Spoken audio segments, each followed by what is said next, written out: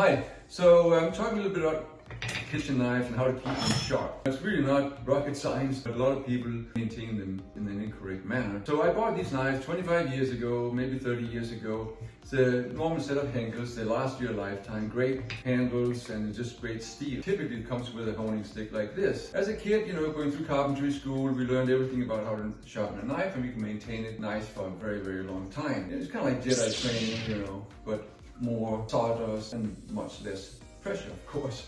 So many people think that you have to put a lot of pressure onto this thing to really feel how it's taking the metal away.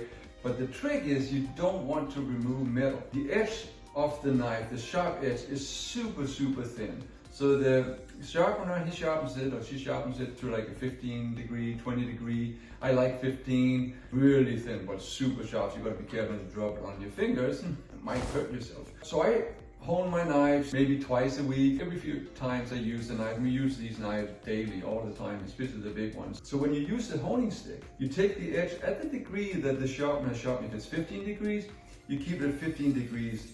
And you don't even use the weight of the knife itself. You want to keep it super light, like a feather. Think about it, it's soft butter. That's how light the pressure you want to have.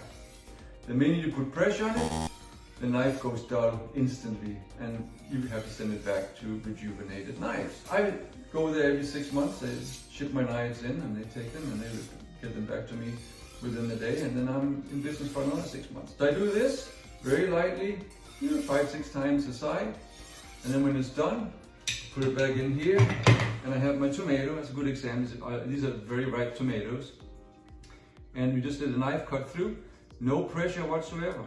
Just cut it at the slice in thickness that you want, and it just goes really fine through this. And it's a really nice thin slice like that. When you start feeling dull, then you send it into rejuvenated knives. Very sweet, very awesome.